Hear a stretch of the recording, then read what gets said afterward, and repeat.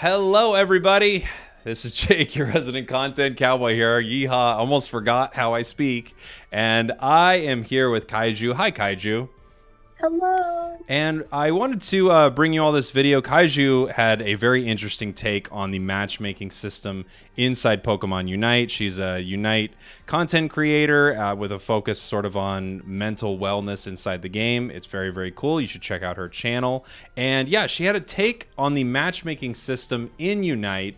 And I wanted her to be here to explain it. That feels like a good intro, doesn't it? That feels like a great intro. You're so kind. Awesome. So tell me a little bit about this, and we can go through twists and turns. We'll play a match while we do it. But yeah, tell me a little bit about your thought process on what's going on with the matchmaking in Unite, because as we all know, it's probably one of the biggest complaints in the game. Right, and one of the things I actually want to start with here is a little bit of history, so kind of where this theory started. So I'm not in the first-person shooter community. I don't know if you play games like the Call of Duty line or like Halo 5. I definitely have, but it's not my main. They're not my main types of games I play. But yeah, I've played a lot of shooters. Okay, perfect. So actually last year there was some controversy around a few first-person shooters where somebody had brought up skill-based matchmaking. And a lot of Sorry, creators, say that again. I missed that part. What kind of matchmaking? Skill-based matchmaking. Skill-based. That's why when I hear skill-based, my brain just like, I guess I didn't hear that word. Skill. Not over here. But yes, okay, so skill-based matchmaking. So what was happening was people were getting upset that skill-based matchmaking was coming to some games in the future, and it had been announced. Now, this, for the Unite community, sounds like a wonderful idea, but for the first-person shooter community, they did not like this. And actually, they had the opposite take, and I think it led me onto a completely different journey, which kind of taught me everything that I know and where this theory kind of started. So can I ask, their thought process, was it that they kind of wanted to have a decent amount of games where they completely obliterated the enemy and they didn't care about being matched with similar skill? Was that the take from the community? The community's take, for the loudest voices is what I would say, is that it was hurting the community to have to play games that would always be hard for them or always at their skill level. Specific words they use, which are not my words, is sweat games, like having a sweaty game. Sure. This is not something I would say happens in Unite often, but I'm sure for first-person shooters, like, you would have to be hyper-aware all the time since you have so much more people on the map. Right. That's interesting. Even when you say that, it's not my take, because I would like games more competitive, but I actually kind of immediately understand why they feel that way, because it does take so much more mental energy to play people who are very, very good or just as good as you. It's like you're always at a level 10 mentally, I think. Right, and honestly, I can see how some content creators could also be extremely frustrated by this, because it's hard to always get a game where you do good enough that you're feeling like you would like to upload that. Social media is kind of just, in general, really fake, and people want to put their best foot forward, and you can't really do that when all your games are skill-based matchmaking, is what the general take was for them. Wow. Now, I mean, it's interesting, because while I don't fully agree with it, I actually totally understand it. It's very true in a lot of ways. Yeah. Okay. So, how that translated to kind of my theory, anyways, for Unite is that I think that it led a few games to reconsider skill-based matchmaking, and I think it could be one of the reasons why we're seeing a different type of matchmaking. Here, you can have that if you want to evolve. Thank you. Yeah. So the other type of matchmaking that I'm personally aware of in any type of, like, MOBA style is engagement optimization matchmaking. This is obviously literally the exact opposite of skill, and it actually tracks the player closer to how, let's say, YouTube tracks how long you watch a video, and then suggests similar content for it. Oh, okay, so interesting. So this is just completely based on your habits rather than anything to do with skill or anything to do with how well you do in a game. It's literally, we want this gamer to play as many matches as possible. How do we achieve that? Correct. And I was actually watching a game convention where they were talking to shareholders of several games and explaining engagement-based matchmaking. So this is from a dev standpoint, explaining to basically people who are out of the loop. And the idea was specifically, let's say we have two players, and one of them every month plays 7 games. And in the 7 games that they played, they had a skill gap of like 17 elo, right? Mm-hmm. And this person is willing to play 7 games because they had a good time, because they had a lot of close matches. Now, let's say there's another player, more like you or I, who play closer to 250 games, Mm-hmm. and then our elo gap would be something closer to like 400 to 500. And we still ended up playing, but we played for a lot less time. And the reason would be is because our games were less fun for us, right? But because we continue to feed the system that we will play, we're teaching the system that this is okay. We're teaching the system that this is how we like to be. Wow, so kind of like you tell people how to treat you is like Yes. in the video game world, they're like, no, literally, if you keep playing while you're losing, we're fine with that. We're just gonna let you keep losing. Correct. And not only are we teaching the algorithm that, other people dropping off because they're upset are doing the opposite, right? So when we take a break because we have a very tilting game where the elo was so different, that's teaching the system players don't like this. And it's a really good thing that could benefit the community if we teach the system that. But more than likely, you're going to go back and grind and try again to get back what you just lost. Yes, very much like, all right, well, one more roll, like put it on the roulette wheel again, you know. I think some people have a mentality sometimes like, I'm already losing, can't lose more than losing a bunch, just lose again, who cares, you know? Exactly. And I preach, to take a break, to not follow those really bad loss streaks. And one of the reasons why is because the game could even be taught to, if it's using this specific matchmaking, could be taught to that you're okay with this. You will still engage with their platform, that you're still willing to play their game, even when you're upset. And that's not okay for your brain, but it's okay for their engagement. Right. Wow, that's so interesting. I mean, this doesn't surprise me at all. It's not something I knew, but hearing it, it's almost like when you see an episode of Black Mirror and you go, that's totally going to happen. You know, like Exactly. the second I hear this, I'm like, oh yeah, that's the second I heard it. I go, that's probably exactly what's going on all the time. This has been happening in games for years. I just didn't know. Like, that makes so much sense. It makes so much sense. Well, in another game that's theorized that uses skill-based matchmaking because there was a patent for it from EA is Apex Legends. Mm-hmm. And while people enjoy Apex Legends, there's also extreme skill gaps in some of their ranked modes. And you can kind of feel that, right? Like, there is people who are getting put with people who are going to make that top player list all the time, and then there's somebody who's like, I've literally played this game 3 times. Yeah. Yes. I mean, playing Apex Legends, the brief amount of time that I did play it, I absolutely felt that. That was... You would play games and you go, oh, wow, everyone in here is actually bad, except that person who's one of the best players in Apex Legends. Yeah. Exactly. And they feed that player good games, is what I would call them. Good games as in, like, they got tons of kills or they dominated. Yeah. They feed that player because they're most likely to play longer if they keep them engaged every couple of games. The system works by tracking when you'll get too tilted and then giving you something to keep you going when you would hit that breaking point. Interesting. So, yeah, I guess... Obviously, this is a very complex system. But in general, like what you're saying would be, hey, if you're on a losing streak, actually stop for a minute. Yeah, Walk exactly. away.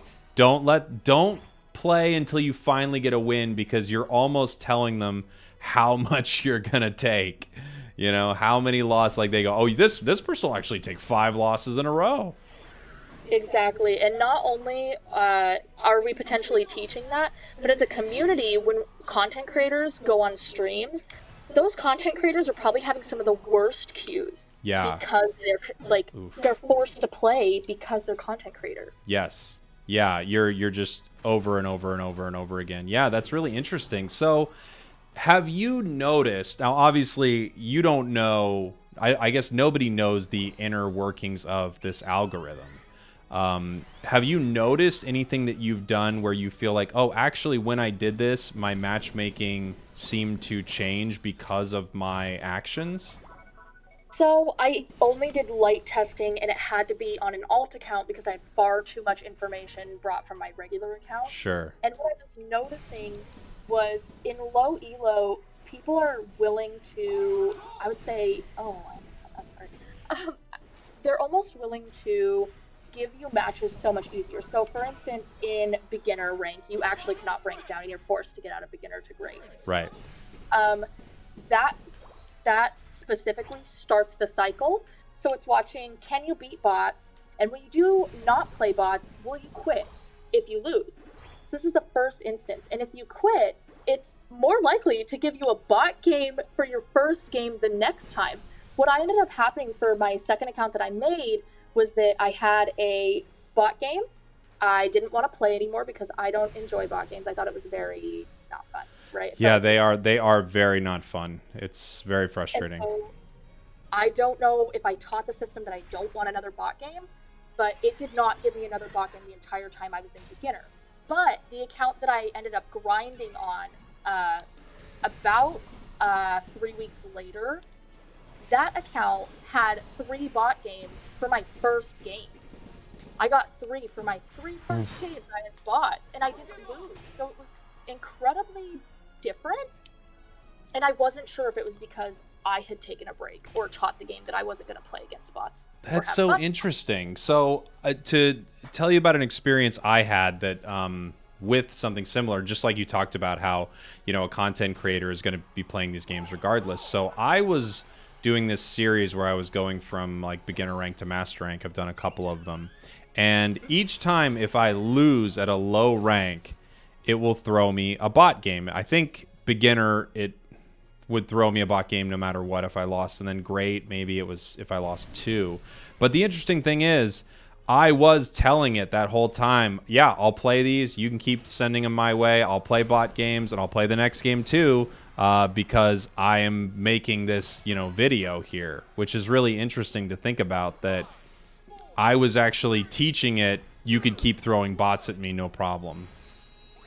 Right, and I don't think that it wants to give you several bot games in a row, but I do think the amount of bot games that it gives you is based on your behavior. So if it's noticing that in between your third match of the day and your fourth match, you took a 7-minute break, and that's not normal for you because you usually instantly queue, it might be willing to give you a bot match because it wants to keep you engaged for your play session.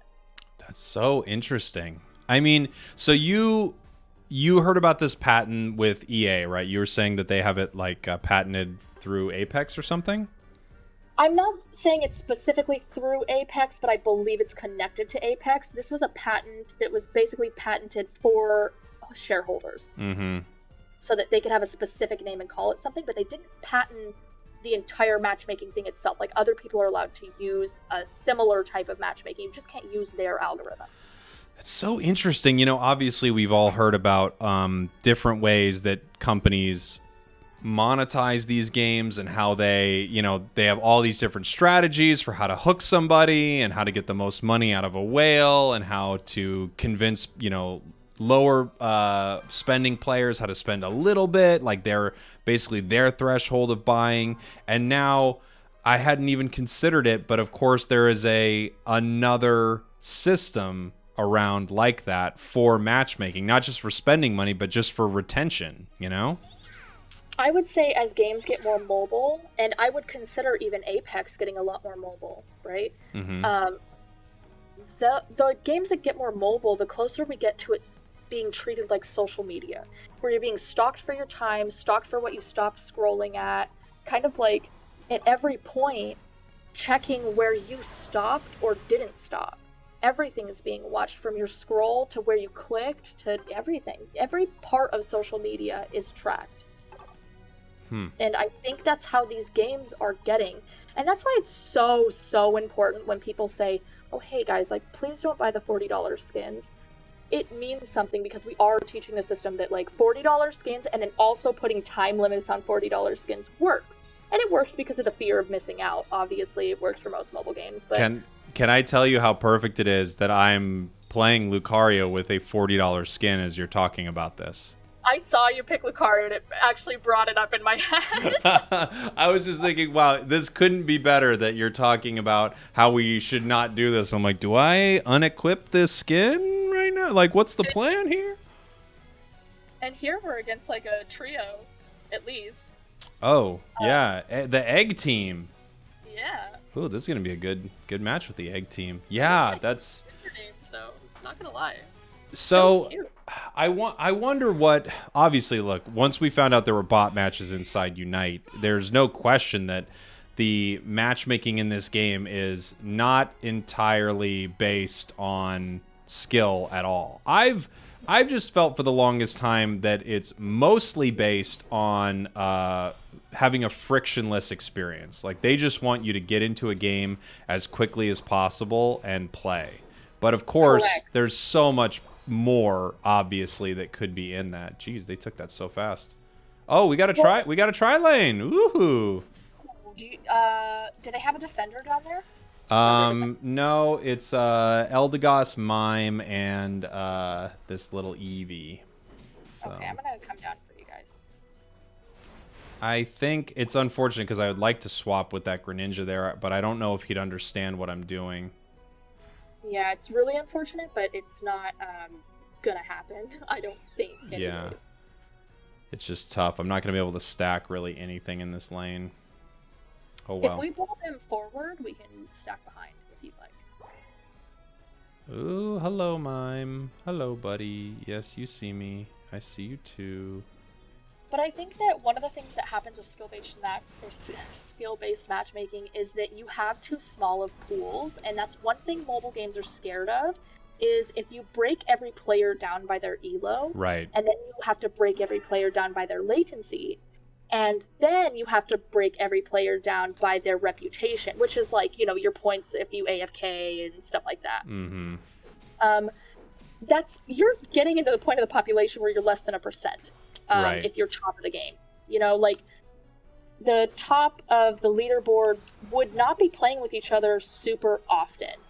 You know what I mean? It wouldn't be like that. It would be high queue times for them, but it already is kind of 30 minutes, so I'm not sure what the threshold is for, like, what they're prioritizing, but I do think the number one thing they prioritize is time. Oh, I have not noticed that. So some of the players, like the people playing at the top, like the TTV guys and stuff like that, they're queuing for 30 minutes for their like coordinated 5-person games. I'm gonna be honest with you. I catch super late streams, so I'm not sure if it coordinates with the time. Okay. Specifically, but I have watched them play, and I have watched a queue time go all the way up to 24 minutes. Interesting. While Goof GG was streaming. I think you and LD could both take a core fish and then, you know, and just so you can evolve. I would agree, but I would like to. Yeah. I'd like to be here for y'all. We'll try to fight at these bees. It's just, you know, we're gonna have like a really tough time in this lane. Oh my gosh, that was rough. I got pushed out, but I made it. All right. Oh, there. That was interesting. That was harsh. Okay, this is going to be an interesting... This is what they talk about with a sweaty game. This is a sweaty game. Yes, this out of some of the games that we've been playing is one of the things that I think is being thrown at us just because we've probably hit the threshold of like, this person will play because they're doing good, and we got them back into ranked, and now we can give them something that could be, you know, more useful if we let other people avoid, is what I would say. Interesting. Yeah. Okay, so it's like, hey, they've already won a few. Like, we'll put them up against a coordinated team. Who cares? They've, you know, they're doing just fine. Right. That's interesting. I mean, now that you're bringing it up, I think it's 100% the case. I think everything you're saying is true. I think that it creeps into every part of the game. You know, this just, you know, tracking how long you play and how much you do for engagement. These things are really important for shareholders, not just developers, but for shareholders, people who actually pay for the game, you know, before it comes out. Pokemon, the company, doesn't really care if you're having a competitively good time. They want to know that you're playing. How many people are still playing? And how can we get more, and how can we retain you for the longest? Interesting. Interesting, and I think very true. Especially after this game. Oh, man, now I know it's true. Now that we're up against the Egg Crew? Oh, boy. Everybody watched it. You know, the Egg Crew's coming up. I think so. I think this is the dawn of the Egg Crew. People will remember this video. You saw it here first, guys. Oh, boy. This is a hard fight. I bet you the Egg Crew tags you in Twitter after this. Screenshot. What was that? I bet they tag you in Twitter with a screenshot of this game after. Oh, maybe. It does happen sometimes. Sometimes people will tag me with a game that was just so terrible, and they're like, "Good playing with you," and I'm like, "Yeah, that was a really rough one." You know, honestly though, I get in a lot of games where I'm playing against trios and I'm the solo. Oh boy. And I'm like, I really feel bad that this person did so good against me because I'm scared to be in a video. Oh right, yeah. Well, there's their. Whenever they have like the TTD in their name, I'm like, they're streaming how bad I am. Yeah, it's always tough, right? If you're in a game with someone, I'm sure people, if they know who I am, they might see my name and go, "Oh boy." Well, I hope this isn't bad for me, you know? I hope I'm not in some video where, you know, I decide to make, "This is the worst Blastoise I've ever seen," you know? Like some video like that. Someone making fun of me. Yeah. I try to not do that. I had a video that I was working on, and I recognized that my team was really not so good in it, and it was a tough game. And I remember thinking, you know, all I'm doing by putting this out really is I'm kind of going like, look how bad this, you know, Wigglytuff was. He ruined the game for me. Can you believe it? And I felt like that was probably not a good idea, so I ended up scrapping it. You know, honestly, I think matchmaking gives you a bad player, intermediate player, intermediate player, intermediate player, and a carry. And the way you can tell whether or not you're supposed to carry your games is how much elo you get. So if you're playing against a team, you're not expected to carry, so you don't lose as much. But if you do win, you get an extreme amount because the game didn't expect you to do good, you know? Mm-hmm. And I think that that's really telling just because when you get those games where your teammates aren't great, it's because it's trying to feed the enemy team their win, is my opinion. It's not always about you. Sometimes you're put on the queue that's like supposed to be taken care of. You know what I mean? Right. Like, this is your loser one, you know? It's so interesting. Gosh, it's so interesting because I feel like it's so true, but then also part of me is going, well, but then at some point am I maybe getting like a conspiracy brain about a match that went poorly, but in reality it was like, no, that was one of the fair ones. You just lost really badly. Right. It's important not to base your reality on what you think the algorithm is doing for you, and to base it on how were people playing, how did I play, and basically just leave it at that and take it at face value. You cannot assume that the algorithm is out to get you, because most of the time it's not. It's trying to keep you and other people playing. Yeah. Well, the Egg Crew is loving this. I mean, they love their this is their game. Oh no, not the before Zapdos surrender. Whoa! Everyone wanted to quit but us.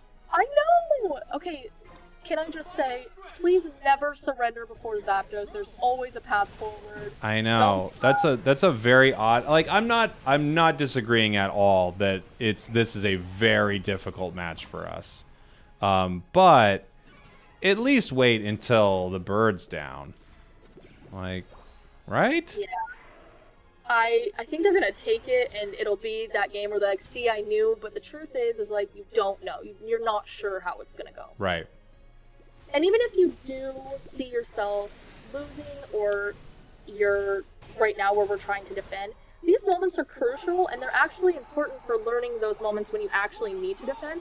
So pay attention to how they're pathing. Where do they want to fight through? Even though they're still going to score on you, pay attention to like human behavior and try to use this in your next game. Yeah.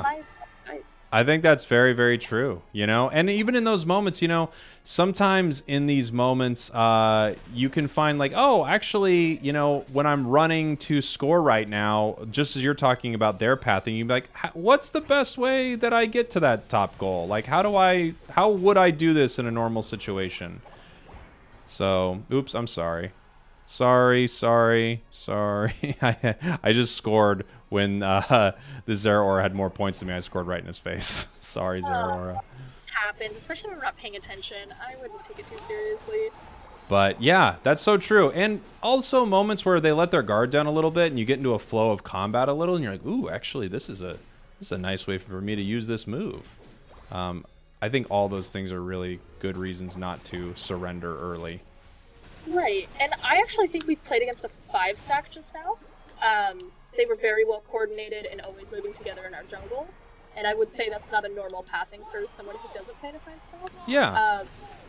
But even then, I don't think this game was not worth my time, because I still learn stuff. Even if we lose, there's tons to learn. Well, you've taught the algorithm that you're allowed to lose by 600 points and you're not going to get upset. That's what you've taught them, Kaiju. I know, and I'm actually okay with this because look at this 0-0-0 from your from your slow bro. We fought. Look, I'm GGing it. We fought. What are you gonna do? We tried our best. They were the better team and they won. So, yeah, this was great. Thank you for talking me through this, because almost immediately you have convinced me that there is more going on than just how can we get them in the quickest game possible. Just even given how they work bot games into the equation, clearly there's more going on than just, oh, let's get them in a fast game. Right. I would agree with that. Awesome. Well, thank you so much for doing this. I really appreciate it. Do you have any parting words, any closing thoughts? Don't lose your mind to a game that doesn't take your feelings into account. That would be my best advice. But you recognize that sometimes people don't rotate, right? You know, your team's not rotating to where you want them to go means that you're not rotating where your team's at. Whoa. That's like my mind is being blown. I'm Vince McMahon, and my mind is getting blown more and more through that meme. And at the bottom, it's you're the one who actually didn't rotate. Incredible. Thank you. Tell people where to find you. You can find me over on YouTube and Twitter, just, at Kaijuwus. I'm around, and I hope to see you all later. Awesome. Thank you for watching. Thank you for listening, everyone. I don't think there is a better example of what's going on in the matchmaking system than those two matches. I love you all. Goodbye. Mwah.